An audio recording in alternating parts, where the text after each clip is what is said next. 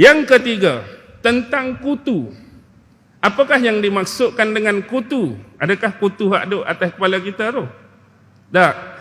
Ulama-ulama membahaskan antaranya kutu ni, kumal ni, yang disebut ialah dia sejenis ulat yang merupakan musibah daripada Allah. Ulat ni keluar daripada biji-biji gandum mereka. Jadi bila mereka kupas kulit gandum tu, menghasilkan biji gandum. Dan dalam biji gandum tu keluar ulat-ulat yang banyak. Yang ni yang dimaksudkan kutu dalam ayat ni. Sehingga bila keluar ulat tu boleh makan ke tak boleh makan? Tak boleh makan lah. Jadi tanam saja, ada benda tu tapi tak boleh dimakan kerana ulat-ulat yang banyak. Kalau nisbah kita macam padi kita lah. Bila mesin padi, keluar biji-biji padi tu tapi dalam tu ada ulat. Tak boleh nak makan beras tu. Okey, tu yang pertama. Yang kedua, kutu ni dikatakan ialah rupa dia macam sejenis berlalang tapi tak ada sayap. Yang dimasukkan kumal tadi macam belalang tapi tak ada sayap.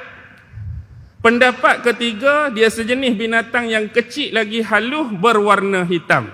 Tapi rupa dia tak sebut. Binatang tu kecil, halus, warna hitam.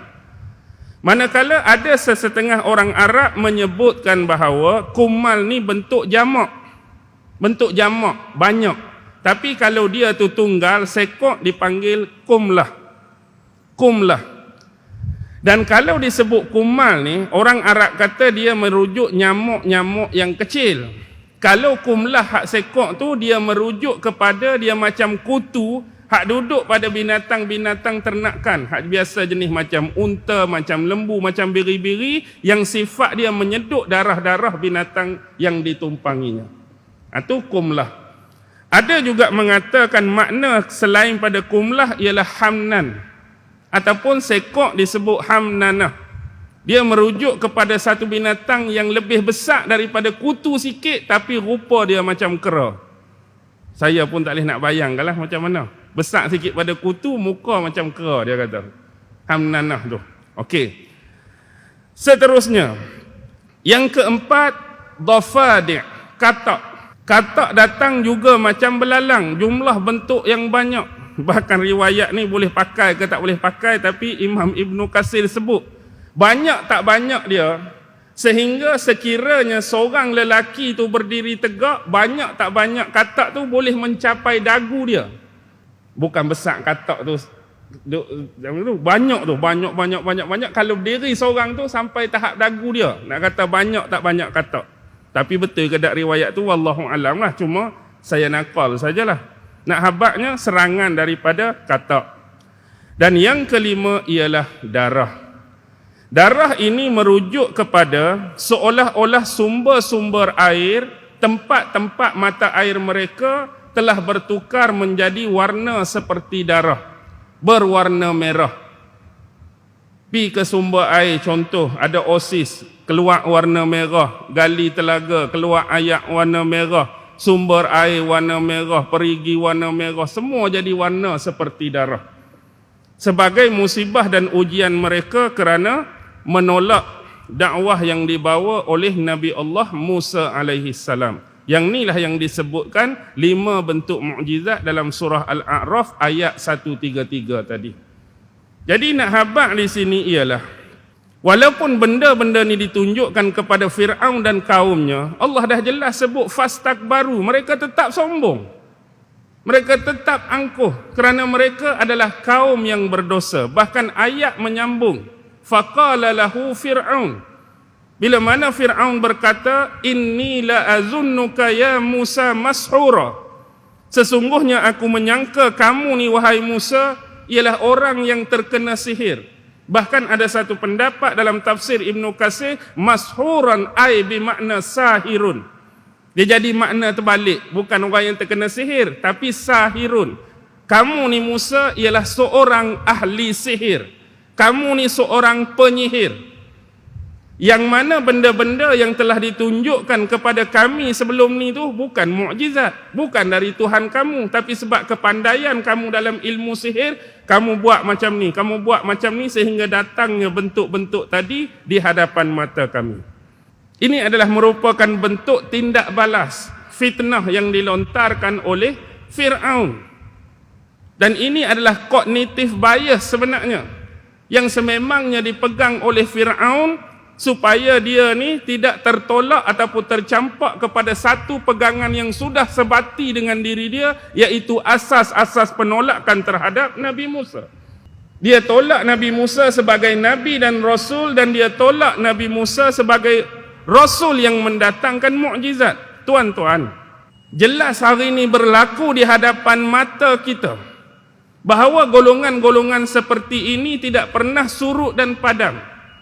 Di luar sana tu, mungkin beratus bahkan beribu yang menolak status kenabian dan kerasulan, utusan-utusan Allah. Mana ada nabi-nabi ni, mana ada rasul-rasul ni. Ni semua cerita-cerita dongeng yang datang dalam kitab-kitab agama. Mana ada mukjizat ni, semua sihir-sihir, kepelikan-kepelikan, keanehan yang mereka buat ni adalah bentuk-bentuk sihir. Mereka tolak mukjizat nabi-nabi dan rasul. Ramai golongan macam ni kerana skeptik dan kognitif bias yang mereka pegang tu, asas dia memang nak tolak. Dan saya juga nak sebutkan kepada tuan-tuan, bila kita sebut ini berkaitan dengan Fir'aun, jangan ingat benda ni dah berakhir. Cuma konteks dan bentuk dia berbeza.